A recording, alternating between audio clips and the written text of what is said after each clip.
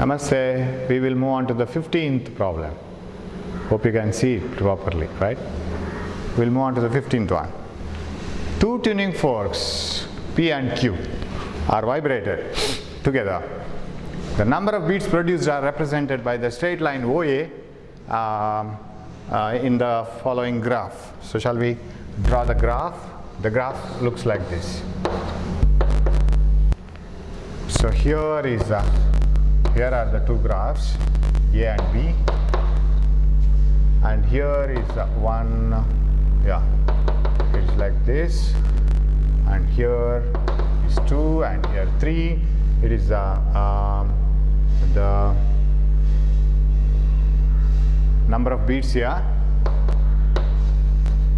beats per second, and this is time in second, beats per second, and this is this is 1 in 1 second. So this represents number of beats, 2 beats in 1 second, 3 beats in 1 second. Okay, now we will go to the problem. Two tuning forks P and Q are vibrated together. The number of beats produced are represented by the straight lines OA and OA in the following graph. This represents the number of beats. How many beats? 3 beats in 1 second. So number of beats is 3 in the beginning. That means, okay, did they give any frequency? Yes, frequency of P is given 341 Hz. Frequency of P is 341 Hz. So we should have a graph like this. This is P, 341 Hz. And since there are 3 beats per second, Q will be either 344 or it may be 3. This is Q. I don't know what is Q. What is Q? Okay. It may be 341, 3 beats less. 3 beats less means 338. Among this, we have the doubt. What is the next thing? After loading Q, so you have to load Q among these two. Loading Q means you have to make it heavy. Heavy means it's now the frequency decreases. After loading Q, its frequency decreases. If this is the answer, this will decrease. If this is the answer, this will decrease. After loading Q with wax, again these are vibrated together and the beats produced are represented by the line OB. So now the number of beats is given by the line OB. So how many beats are produced in 1 second? 2 beats. So it reduces to 2. Now which gives the reduction here? If you go on decreasing this one, this may produce a lesser beat, but this will never produce the lesser beat. As you decrease this one, the number of beats here should go on increasing. The gap increases. Here this decreases. This should be the answer. 344 is the answer. Hope you have followed, right? You write it like this. So when 341 is one frequency, if there are 3 beats heard per second, then this should be 344 or 338. But when it is loaded, when that Q is loaded, we are loading Q, right? This should decrease, this should decrease. And which will decrease the number of bits? This one, not this one. This is increasing. So 344 is the answer. A ray of light at a point at an angle of incidence of 60 degrees enters a glass sphere. Okay? A ray of light enters a gas sphere of refractive index √3 and is reflected and refracted at the farther surface of the sphere. The angle between the reflected and refracted rays at this surface is. Actually, it should contain a diagram. I don't know. I've forgotten to give the diagram. So there is a ray of light entering into the glass sphere at an angle of 60 degrees. How to find out the angle? You have to draw a normal. Normal is the line which passes through the center. So this is 60 degrees. A ray of light is incident at 60 degrees and it enters the glass sphere. And how do you find out the angle here? Angle here is represented by another straight line here, right? Undergoes a small amount of reflection, small amount of refraction. That is what they say. And they are asking you the angle between the reflected and refracted rays here. This angle is how much? I'll take it as alpha, say. And this is the center O and this is radius R. And you know that these two angles must be same. And the refractive index of this is √3. And outside we will assume it as R1. Apply the general law of refraction first. We will have to find out this one. Otherwise we can't find out the angle this one. Angle between the reflected and refracted rays. That is what they are asking. Okay. Angle between the reflected and refracted rays at this surface is, yes, at the other surface. 1 sine 60 is equal to root 3 sine r. I'll take this as r. Sine 60 is root 3 by 2, root 3 sine r. Gets cancelled, r is equal to 30. Sine 30 is off. So this is 30, this is 30, and angle of incidence is equal to angle of reflection, 30. Shall I write it as 30? And okay, if this is 30, this is a straight line. Here also you can write. See, a ray of light is incident like this, undergoes refraction at 30. If it is incident at 30, this gets refracted at 60. Definitely, because they are identical conditions. 30 here, 60 here, 30 here, 60 here. And this is a straight line, normal drawn. I want to find out alpha. 60 plus 30 plus alpha must be 180. This plus this plus this plus this. So what is alpha? 90. 180 minus 90, and that is 90 degree. That is the answer. Okay, a little bit difficult to realize it in the diagram, but later on you can follow it very easily. 17. Which of these waves can be polarized? Definitely, it is the one which is transverse, right? Only transverse waves can be polarized. Sound is a longitudinal wave. Infrasonic waves are the waves which have less frequency than audible sound, right? And less than 20 hertz.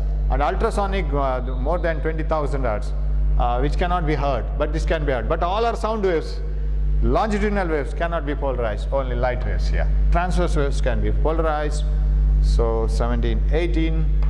In an Young's double slit experiment, the amplitude of one of the wave is double that of the other. Okay, amplitude of one of the wave is double that of the other. Okay, so A1 is equal to, so A, say, then A2 is equal to 2A. Amplitude of one wave is double that of the other. The ratio of their intensity of the bright band and the dark band. So if you use such two waves for interference, and once they interfere, then at the point of interference, that means wherever you get maximum interference, amplitudes add up. Wherever there is a minimum interference, that means destructive interference, amplitudes cancel. Cancel in the sense subtract. So what is the maximum to minimum intensity? Intensity is directly proportional to square of the amplitude. At the bright fringe, it is A plus 2A whole square. At the dark fringe, A minus 2A whole square. So that comes to, this is 3, 9, this is 1, 1. A square, 3A square. A square gets cancelled, 9 is to 1. Okay, 19th one. In a hollow conducting sphere, is placed in an electric field produced by a point charge placed at P as shown in the diagram. So here is a hollow conducting sphere and here is a point charge P, okay, as shown in the figure. There are some points selected A, B, C on the sphere, and this P may be producing electric field lines like this, right?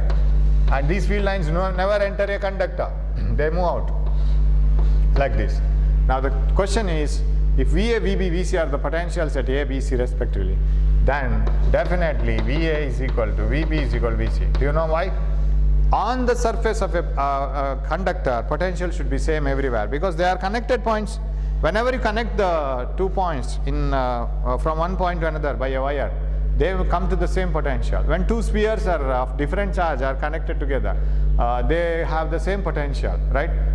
So this is a conductor, you need not connect it by a separate wire, already they are connected. So the surface of a metal are already connected by points, they should have the same potential. So VA must be equal to VA, C must be equal to VB, option 4. 20. Find the charge stored in the capacitor. Yeah, very good problem here. Whenever you have such a circuit, while discussing current electricity, I have told this. Whenever you have a circuit and whenever you have a DC circuit, if a capacitor is connected in a DC circuit, definitely once the capacitor charges completely, no current flows to the capacitor. So finally remaining circuit for current is only this much. So what are the values? 6 ohm, 2 ohm, 12 ohm. That's all. And nothing else. What about this one, sir? Here we have a capacitor and a resistor, and this is open because capacitor blocks DC. It doesn't allow any current to flow through this because it is already completely charged. A completely charged capacitor is like an open switch. It doesn't allow the current to flow through.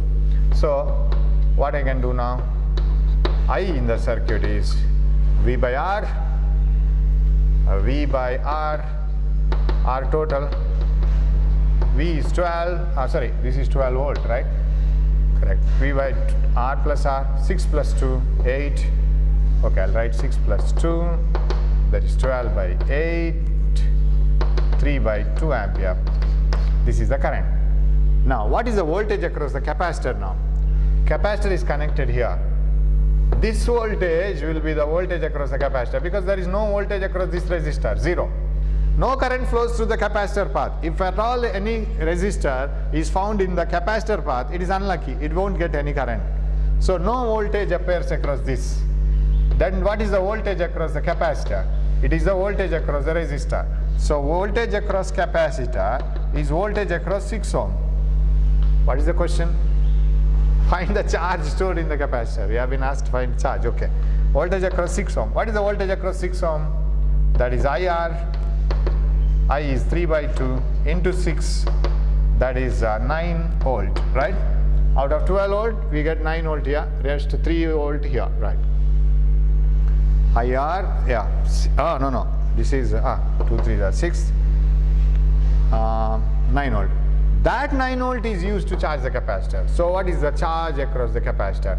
Q is equal to CV, C is 2 microfarad, and whatever the voltage that it gets is the voltage across 6 ohm, that is 9. It is 18 microcoulomb, right? Fourth option. Okay, 21. A capacitor of capacitance C is connected to a cell of EMF V volt. After charging, it is disconnected. Okay, now the capacitor is completely charged. Now it is disconnected from the battery after complete charging process. A capacitor of capacitance C is connected to a cell of EMF V volt. Okay, now there is a voltage V across the capacitor, and after charging it is disconnected. Okay, now the separation between the plates is doubled. Okay, it is doubled. So here is the volt capacitor and there is an electric field between them, and the separation between the plates is doubled. Okay, now you have the potential difference like this. The change in the flux of electric field through a closed surface enclosing the capacitor. So let us enclose the capacitor with a closed surface, say sphere, cylinder, cubical box, whatever it is. What is the flux through this? Flux through the surface is 0 because if this is charged to plus Q, this will be charged to minus Q. Plus Q, minus Q. You know it. What is the net charge? Flux through any surface is 1 by epsilon naught times the total charge. Total charge itself is 0. So flux is 0. Very simple, right? So if a closed Gaussian surface encloses a dipole, what is the flux through the Gaussian surface? 0, because dipole contains equal and opposite charges. Similarly will be the case in the case of capacitor. So no flux of electric field exists through the enclosed surface. 22. A potentiometer wire of length 1 meter is connected in series with 490 ohm resistance and 2 volt battery. Okay, we will write it. A potentiometer wire of length 1 meter and in series with 490 ohm resistance. 1 meter. Okay. 490 ohm resistance and a 2 volt battery. If 0.2 millivolt per centimeter is the potential gradient, right? Potential gradient is 0.2 millivolt per centimeter. I'll convert it into SI system. 0.2 millivolt per centimeter. That means this comes to the numerator 10 to the power plus 2. Plus 2 minus 3 minus 1. 0.02 volt per meter.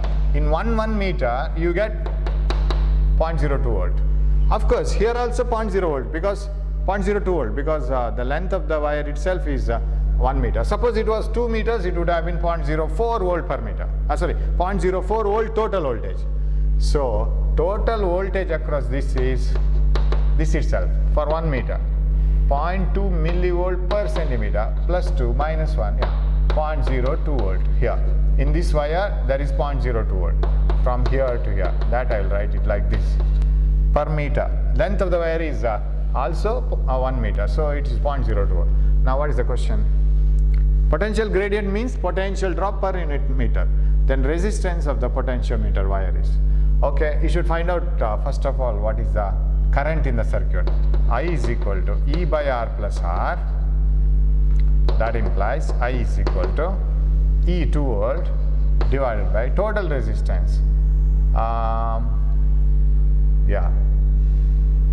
think you can do one thing. If 0.02 volt, instead of applying this, first of all we will find out current through this. Current through this wire, current through this, everything should be same. Why? Because they are in series. What is the current through 490 ohm? So what is the voltage across this? Voltage across 490 ohm is equal to this total 2 volt minus 0.02. That is 1.98 volt. Am I right? It is 1.98 volt. So what is current through the circuit? Current through 490 ohm itself. V by R.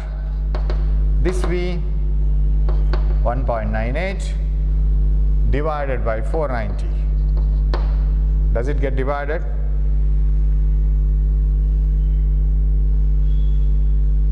No. It's like that way only. I is equal to V by R. Okay, let it be like this. Now, what about this one? Wire. For wire, if you apply V is equal to IR, V is 0.02 and I is this one 1.98 divided by 490 into R, resistance of wire. Hope I have not gone wrong anywhere. 1 meter wire connected in series with 490 ohm, resistance of the battery is, voltage of the battery is 2 volt. If 0.2 millivolt per minute, 0.2 millivolt per centimeter, 10 to the power minus 2 plus 2 minus 1.02 volt, remaining is 1.98. Then what is the resistance of the wire? Resistance of the wire is equal to 0.02 into 490 divided by 1.98. 2.01 times divided by 0.99, 0.99. Still it doesn't get divided, correct? 9 doesn't get divided. So multiply by 100 on both sides. That is equal to, multiply 100, then it becomes 490 divided by 99. If it is 100, then it is 4.9. Very close, right? Suppose this is 100 ohm, this can be written as 4.9. That is enough for me. And there is no other answer which is very close. Suppose there was 4.8, 4.92, something like that, I would have been in trouble. But that is the answer. So 490 divided by 99. Hope you have followed the method. First find out the current through this. That should be the circuit current. Then apply it to the wire. You can find out the resistance of the wire. Okay, 23. Two wires that are made up of the two different materials. Rub this.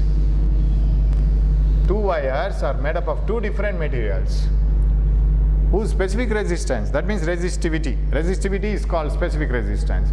Whose specific resistances are in the ratio 2:3. Okay, we will list it. Rho 1 is to rho 2. Or rho 1 by rho 2. 2:3. Lengths are in the ratio 3:4. Areas are in the ratio, that means R1 square, area, A1 by A2, 4 by 5. Then the ratio of the resistances, R1 by R2, rho 1 by rho 2, L1 by L2, because R is equal to rho L by A, A1 by A2. That's all. So that is equal to rho 1 by rho 2, 2 by 3, L1 by L2, 3 by 4, A2 by A1, 5 by 4, rho L by A. Yeah. 3 gets cancelled, 10 by 16, 5 by 8. Option 3. Simple question. Okay. 24. Shown in the figure is a conductor carrying current. Yeah, this is a good problem. The magnitude of magnetic field at the origin is, so it is designed, you see how it is designed. It's designed like this. So here is the conductor. These are the coordinates. And here is the wire, and it is bent like this, and it is bent like this. Okay, like this and like this. Let me use a different color. Like this, like this, like this. Carrying current like this. R, R, and R. This is the origin. X-axis, Y-axis here, Z-axis. Current I flows like this, takes a turn, and moves like this. What is the magnetic field at the origin? O. And remember, no contribution from this part because it is along the wire. So magnetic field due to this at O is 0 here. What about for this one? For this conductor, it is infinitely long. Of course, it is mentioned with dots. It's a very long wire. You have to take it like that. And if this conductor is infinitely long like this, then what is the magnetic field at the end? You know, if you have an infinitely long straight wire, magnetic field at the center is mu naught by 4 pi 2I by R distance. Here at the other end, B is equal to mu naught by 4 pi simply I by R. So this is the type of magnetic field that you have due to a wire. Hope you can see this. Yeah. Now, what is the magnetic field due to this? Clasp this with the right hand such that thumb shows the direction of current. Then you will get inside, right? It is like this. You will get inside this one, like this. So it will come like this, magnetic field. So it is minus I cap. When you hold it like this, it will go into this YZ plane, that is opposite to the x-axis, minus I cap. What is the magnetic field strength? That is at the edge. This point lies at the edge. It is like this here, right? So my magnetic field due to the first part of the conductor, 1 mu naught by 4 pi I by R into minus I cap. Then what about B2? This one. This is a circular wire and it carries the current like this. So you have to go into this YX plane, that is opposite to Y cap, XZ plane, into the ZX plane. That means into the opposite to the Y axis. It is like this. So that means magnetic field produced by the second one, I'll call this as coil 2, mu naught by, this is mu naught Ni by 2R. Mu naught Ni by 2R. Formula. Mu naught, number of turns 1 by 4th, because you have only 1/4 of a turn, I by 2 times R. But it is into this XZ plane, so opposite to Y axis, minus J cap. And in both of them, you can take mu naught I by R. Mu naught I by 4R you can take. That is what is taken here. Mu naught I by 4R into I by 4R into minus I by, minus is common in both, okay. So net magnetic field is equal to minus mu naught I by 4R. Here I cap by pi. What about here? J cap by 2 plus J cap by 2. Why? Because minus is already taken outside. Option 1. That is the magnetic field. 25. When a charged particle moves perpendicular to the magnetic field, of course, when a charged particle moves in a magnetic field, its direction is changed by the magnetic field, but not the velocity, speed.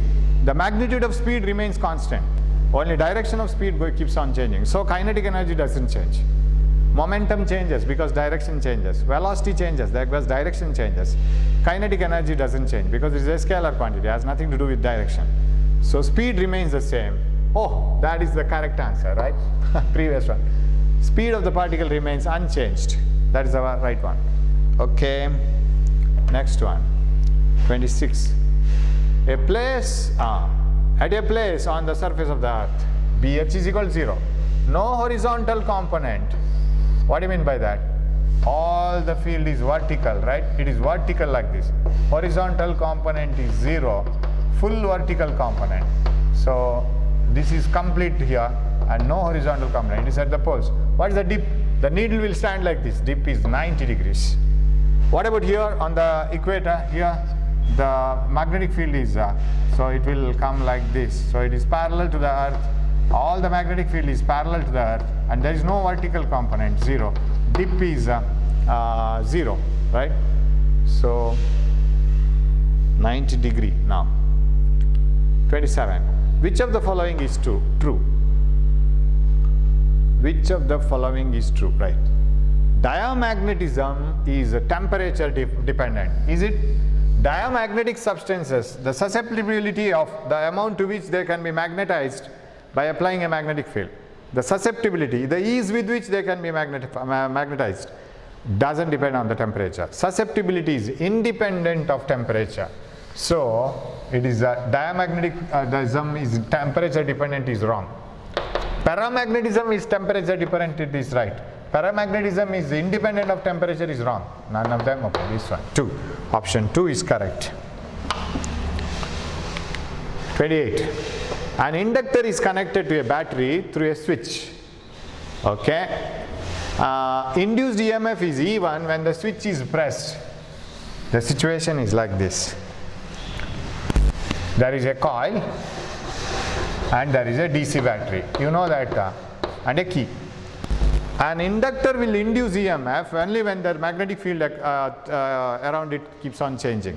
If you continuously connect a DC battery, the current flowing through the coil is continuous current, DC current, steady current. It doesn't produce any change in the magnetic field and there is no induced EMF. But when you just switch it on, even though this is a DC battery, the current will be rising. As the current rises, the magnetic field changes, there is an EMF. And that EMF, when the switch is on, the EMF induced is called back EMF. Why? Because it opposes the cause. So that reverse voltage, back EMF. Similarly, after switching it on and the current rises to the maximum value, so you can note it using a graph like this. So this is switching on current. When it drops down, switch it off.